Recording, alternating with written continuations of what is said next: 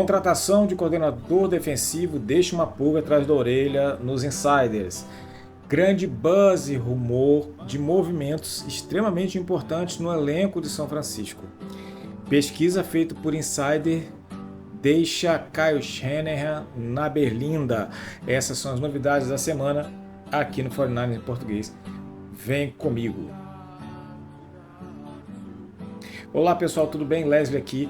Vim trazer algumas coisas, alguns rumores e algumas situações que tenham ocorrido durante a semana em São Francisco 49ers. Vamos começar pela contratação do coordenador defensivo, foi o último cargo que foi colocado, talvez, de coaching staff, né, mais importante dentro do como é que eu posso dizer, dentro da própria NFL, tá? Muito colocado, mas ficou com o Nick Sorensen, que já era do staff defensivo de São Francisco. Isso levantou alguns rumores de que o Steve Wilkes tinha algum problema de relacionamento com o Kyle Shanahan ou com os próprios jogadores, e que culminou obviamente, nessa demissão dele. Mas o que chama atenção nessa história foi a contratação do Brandon Staley. E o Brandon Staley foi contratado porque rumores traziam até Pete Carroll e Bill Belichick como possíveis coordenadores defensivos. Ele ficou internamente com o Nick Sorensen. Não estou entrando aqui no mérito se ele tem competência ou não, parece até ser um cara bem competente, ficou muito tempo em Seattle e tudo mais, mas ele já estava no coaching staff e no ano passado, quando eles resolveram contratar o Steve Wilkes. E aí eles também contrataram o Brandon Staley, que tinha sido coordenador defensivo quando o Rams foi campeão. Aliás, fez um ótimo trabalho, foi a melhor defesa da liga naquele ano. Então fica aquela dúvida, você contratou dois coordenadores defensivos, o Brandon Staley na verdade foi contratado para ser assistant head coach.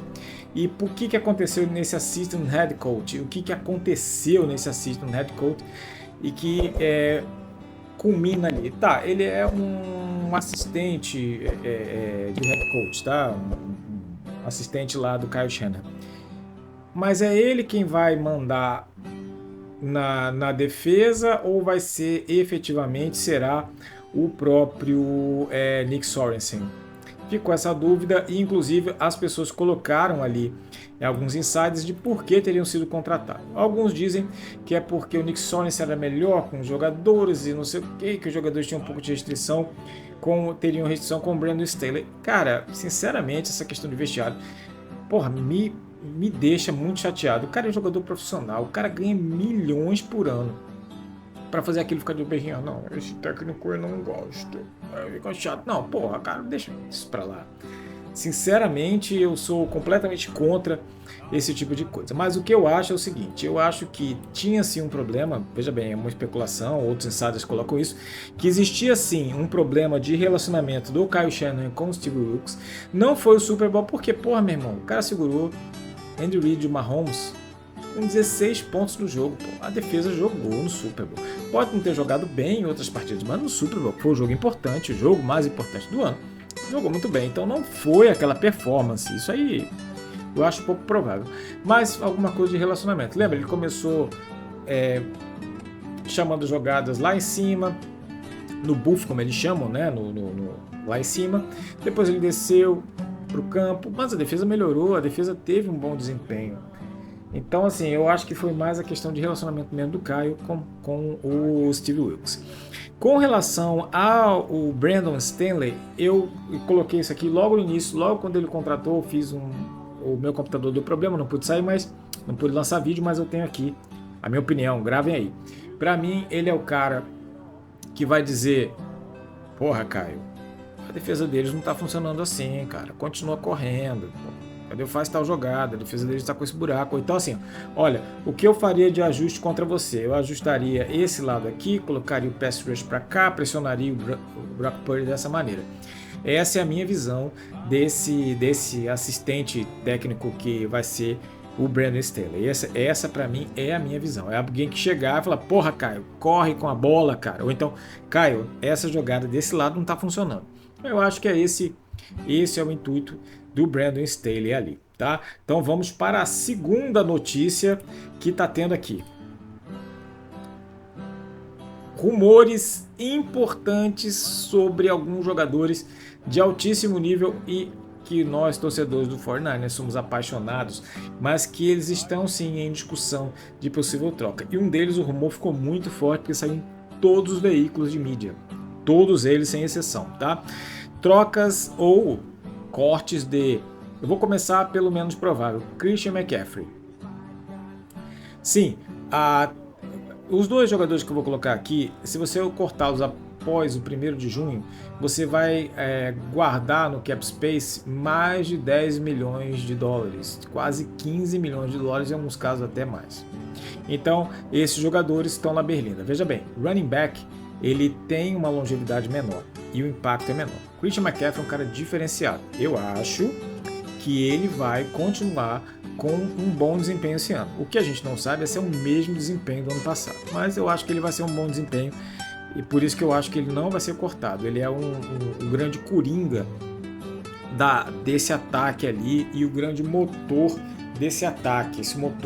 Esse ataque já teve como motor o George Kittle, mas hoje é o Christian McCaffrey. Então eu acho que ele não vai sair de jeito nenhum, não vai ser cortado e vai ficar, tá? Mas de qualquer maneira, você guardando 15 milhões de cap space, óbvio que o contrato dele está na discussão, fato. Tá?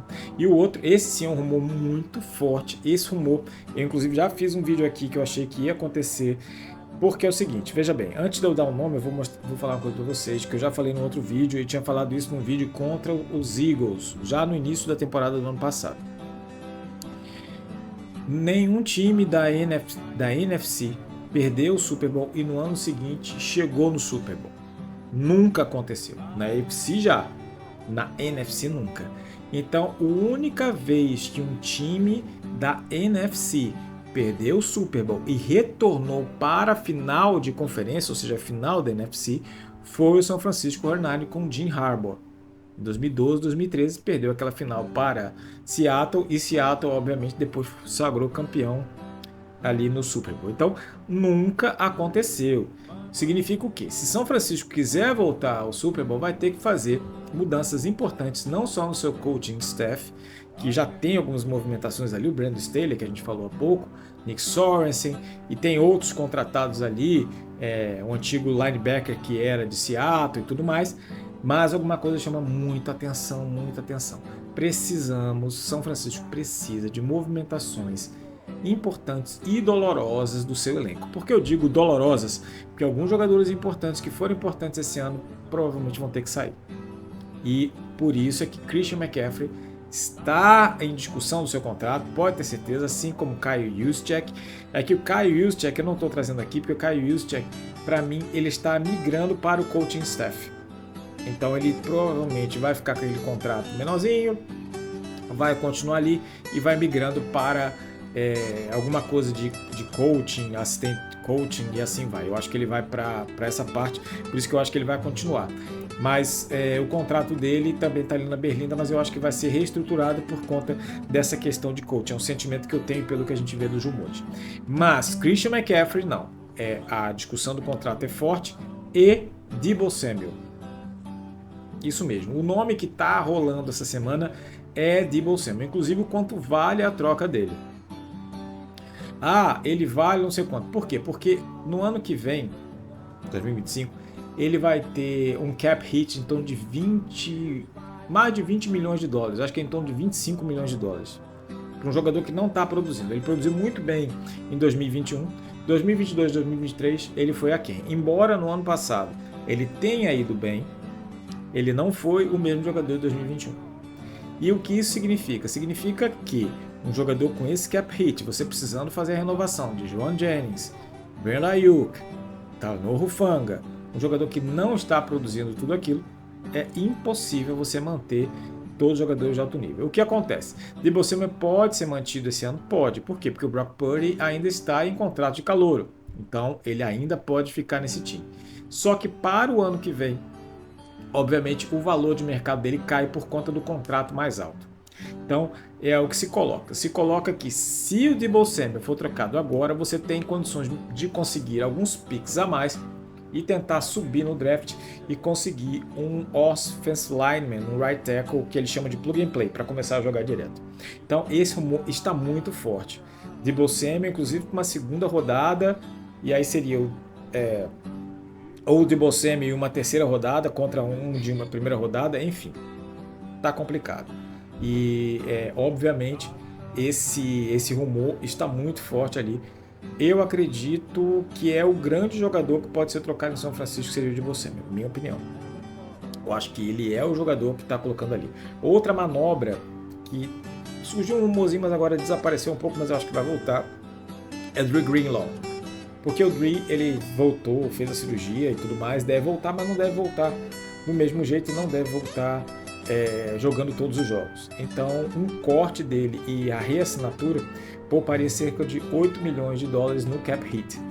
Então, eu acho que eles devem fazer isso. Eles devem cortá-lo, mas é um corte programado, recontratá-lo, tá? Aí já ele no IR, que daí tem a questão de cap hit, que não pega tanto no cap hit, e na verdade acaba sobrando um pouco mais de dinheiro para ele, de bônus, enfim.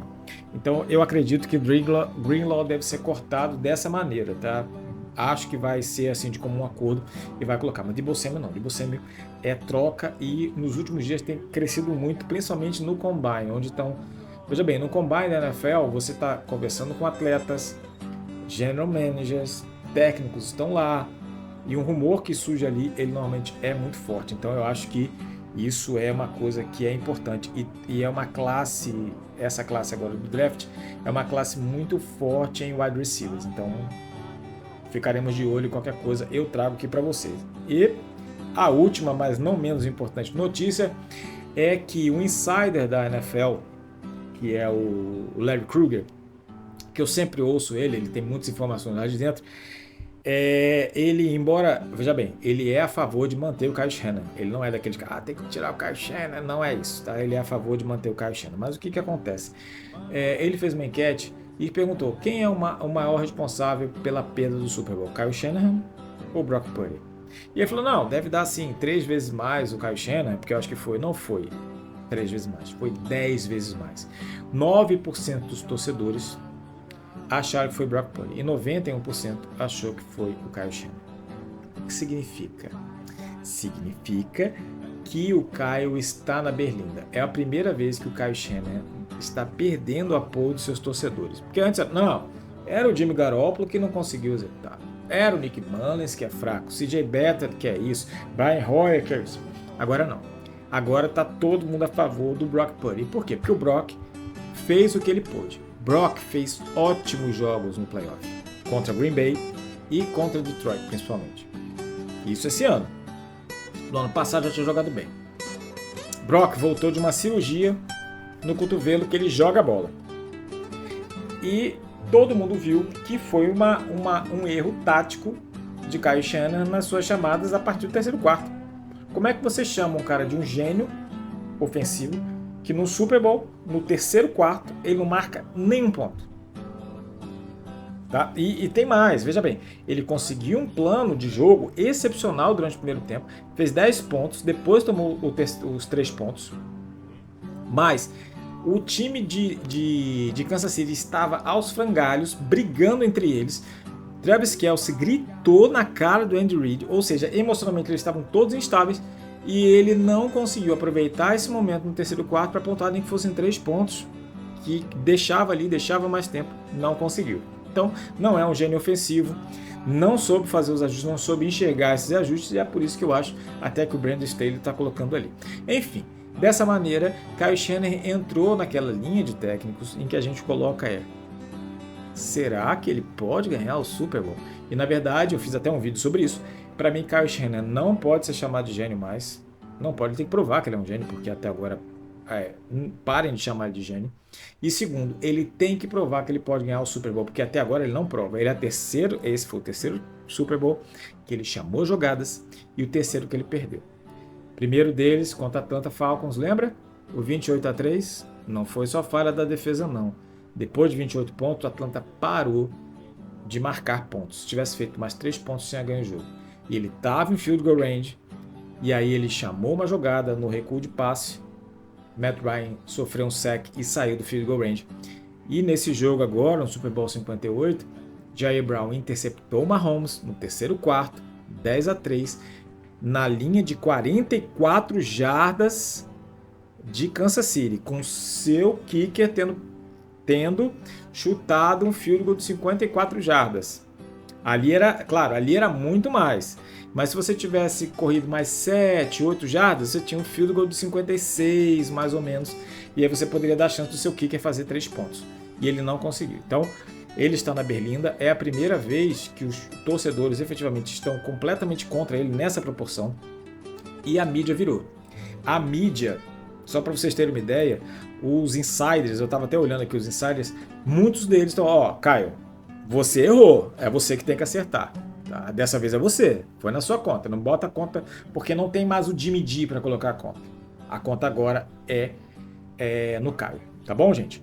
Então era isso que eu tinha para trazer para vocês. Vou trazer as expectativas do draft. Tá todo mundo achando, vou deixar até cenas dos próximos capítulos, todo mundo achando que São Francisco vai draftar um right tackle na primeira rodada. Eu acho que vai ser um defensive lineman e eu vou colocar aqui num próximo vídeo sobre isso.